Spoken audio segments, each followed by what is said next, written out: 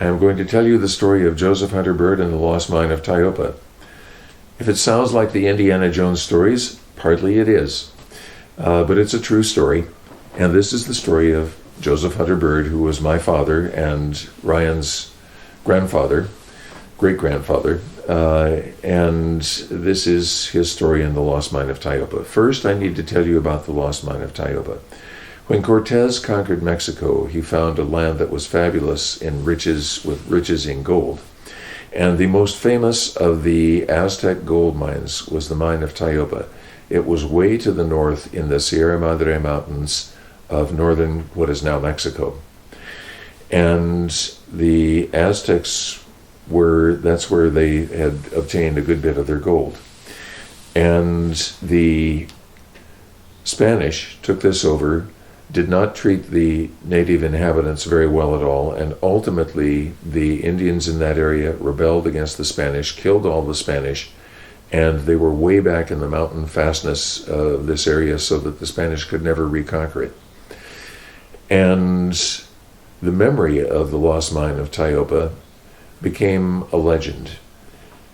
It's still there in the northern Sierra Madre Mountains. And the story is that it is at the bottom of what's called the Box Canyon, and the entrance looks like a Gothic arch into a cave, like that. And at the end of the Box Canyon, you find this Gothic arch-looking cave entrance, and that's where the lost mine of Tyopa is. Well, this is Cortez conquered in 1519 to 1521. So the Indians probably rebelled in the late 1500s. So this is now something that is lost in the mist of time for close to 300 and some odd years. Fast forward. My father, Joseph Hunter Byrd, was not a very good scholar. He flunked out of 2 colleges in a row, at which time his father decided he's not really college material, not at this point, and I need to let him go do something else. His father, the first A.R. Byrd, was approached by these 2 prospectors. This is now the year about 1900. And these prospectors said, "We have found the fabulous lost mine of Tyopa. It's down in Mexico, and we found where it is. If you will grub stake us, we will find it for you and we'll be fabulously rich." Now, how would this be possible? Today, it would have all sorts of rules and regulations. It would be into Mexico. We would have to get permission from the Mexican authorities. But Mexico at that point was under the dictatorship of Porfirio Diaz. And it was when Cananea and other mines were being founded down there.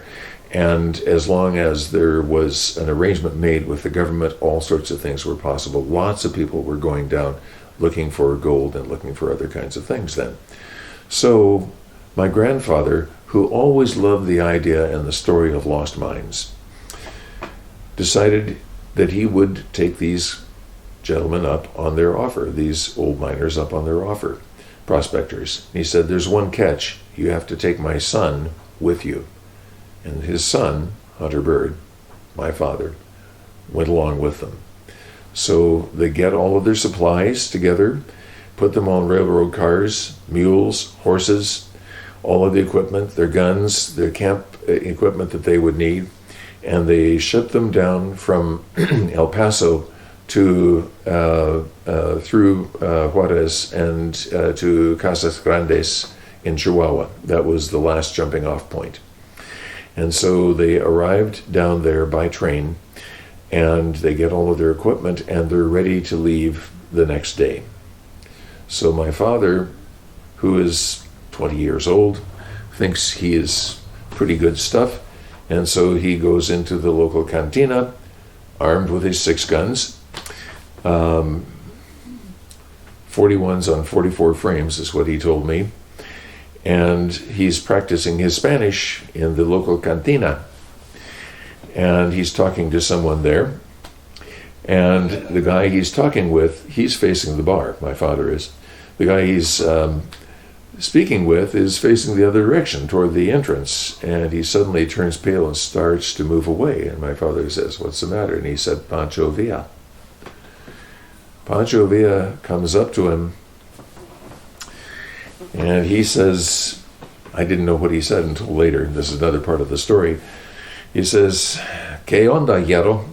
Which is, "What's happening, white boy? What are you doing here?" He says, and he apparently speaks pretty good English. He says, "I understand that you are going on an expedition to find the lost mine of Tyopa. I, Pancho Villa, know this area like the back of my hand," which is probably true. "I know more than anyone else. I will guide you to the lost mine of Tyopa." And my father, who has heard of Pancho Villa, realizes he's in a hot fix. He certainly does not want to insult Pancho Villa by refusing his offer of help. So what does he do? And at this point, the story diverges. My brother Joseph hears one story and I hear the other. The story that I hear is that he gets him drinking and that he secretly pours his under the table and keeps Pancho Villa drinking until he's really drunk, and then he runs off and gets the guys where they're camped and say, "We have to leave now." Unfortunately, they weren't followed.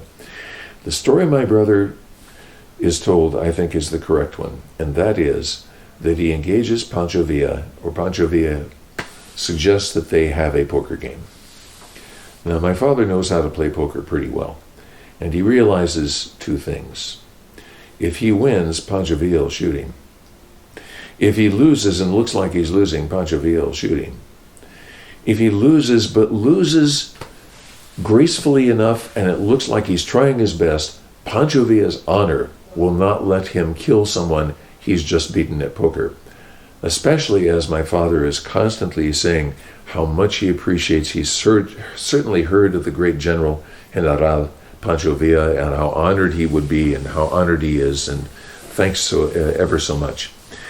And he gets into a poker game and he manages to finesse this so that he loses but looks like he's trying to win, and he loses some money to Pancho Villa, at which point they depart on good terms.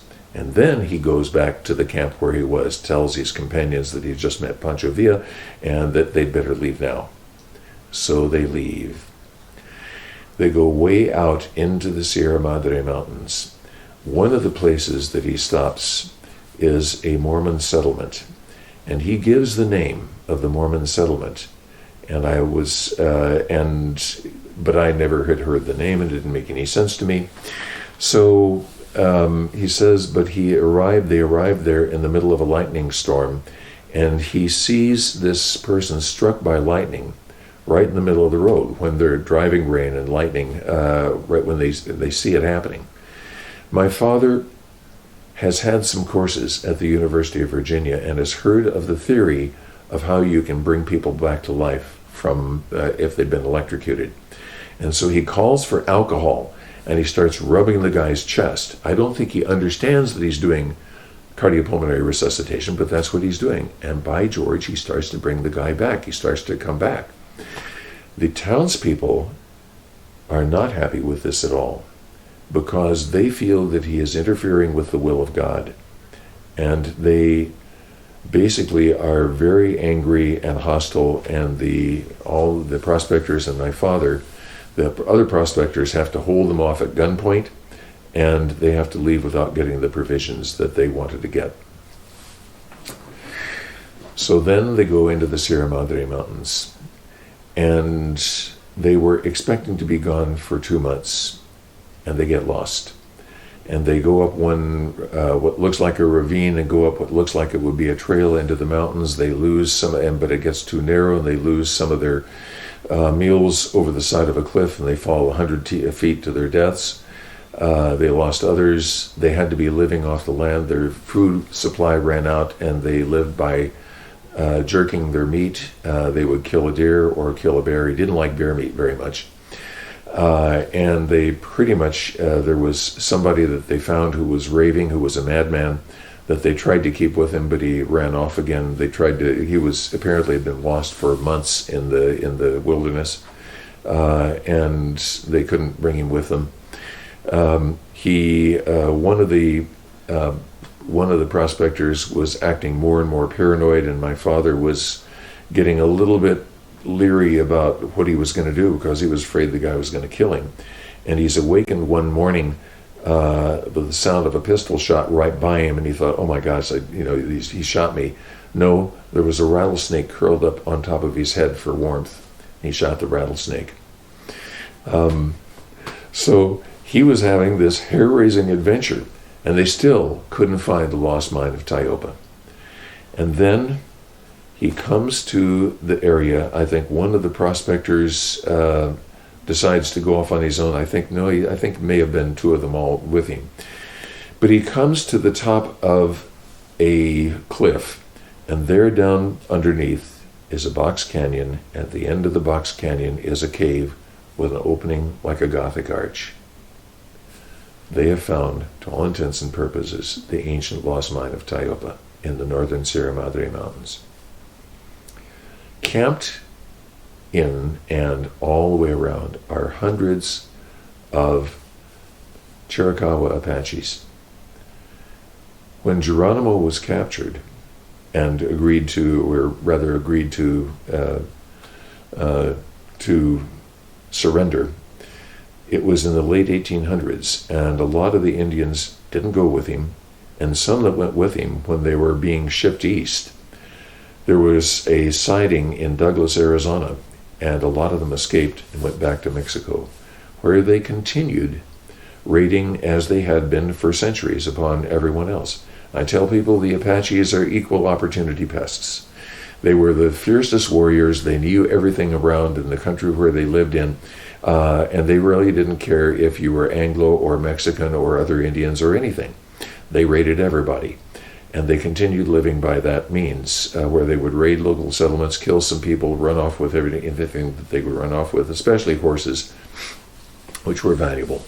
And so these were not friendly Indians, and they knew it, my father and the prospectors. So they thought it prudent not to go down to the area and find out any more. They're still lost, and they ultimately come across the most incongruous thing in the world, way out in the wilderness. It's a railroad track. And it turns out to be the railroad track to the Cananea mines. They're over into Sonora now. They had gone gradually west. So they're now out of Chihuahua and into Sonora. And he follows the railroad track. He comes to the railroad car owned by the owner, who is Joseph Green. And Joseph Green, my father called Joe, takes pity on him, and he gives him money and food, feeds him, and he gives him enough money to get back home again. So he gets back home again. There's more to the story later, but he gets back home again. His family has given him up for dead. And so when he arrives back, he actually lost a lot of the money on railroad cars. So what happened, not railroad cars, what happens is that he gets into a poker game.